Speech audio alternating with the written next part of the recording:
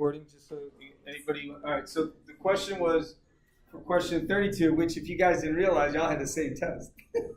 Oh, we know. Did you notice? Yeah. I don't know where we're doing our answers. All right. So cardiac output is equal to stroke volume times heart rate.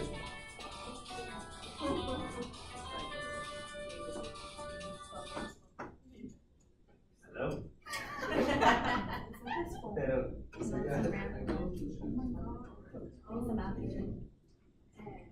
Time to call the phone. You've got your phone number, you've got your phone, your cell phone. You've got your cell phone? Where'd you put this phone? Yeah, I have your cell phone, it's in my hand, yes. This is your cell phone, it comes to NBC Security in, on the first floor of Building 1, it'll be there, yeah? Yes, you're welcome.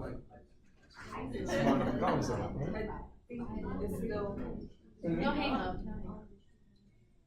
Yeah, anytime. Yeah. All right, so cardiac output, stroke volume times heart rate, guys. The question number 32 was, if you have an obstruction, guys, I'm recording it. If you have an obstruction on either valve, whether it be aortic valve or pulmonic valve, then that means it's stenotic. It'd be harder to open. If it's harder to open, your end diastolic volume will increase. That's the volume at the end of diastole when the heart is relaxed. That will cause the myofilaments and the cardiac myocytes to stretch. Those are the contractile type. All right. That will acutely affect the Frank-Starling law of the heart, which will increase the contractility of which is the force of contraction.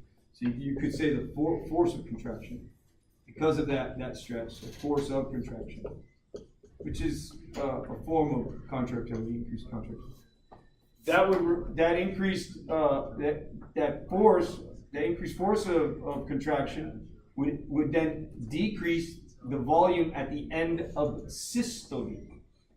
But what happens is, as time goes on, and you continue to increase this end diastolic volume, and you continue to stretch beyond the normal, then you stretch, the myofilaments get too stretched out now, the actin and myosin do not overlap at all, and that will lead you down this chronic condition of a dilated cardiomyopathy. Now, it's interesting because this happens in some people who have this problem. In other people, there's a separate option where this acute stretch will actually have a myogenic response. So this acute stretch will turn this way, and it'll cause an increase in hypertrophy of the cells. And that leads to a different form of cardiac disease called hypertrophic cardiomyopathy. See that, guys? The same. I mean, you're only one step away. You know, like I wouldn't expect you to know that. But you see how just knowing this, then all you gotta understand is, well, okay, this is normal. Then what happens when shit goes wrong over time? Oh, excuse me. All right? I remember PG. Hey, well, I can have one of two things. I can go overstretched and get dilated, or I can just increase the number of myofilaments and then start taking over the volume of the heart. And that's where you're seeing some of these athletes. That's what they're getting. They're getting the hypertrophic cardiomyopathies because they're young when it happens. This usually happens as you get older. So this is long-term hypertension over time, a little bit. This is, you're young, you got a large number of hormones and you're responding. The heart then starts increasing its thickness of its wall, and then it starts overtaking the volume. So now you have a lower end diastolic volume, which means you're going to lower your stroke volume, right? And then over time, basically, they're going to die. By 18, they die. Why? Because nobody told them, hey, you know what? You cannot do sports. We got to put you on certain medications, and then we got to monitor you, make sure that this doesn't happen over time. You see?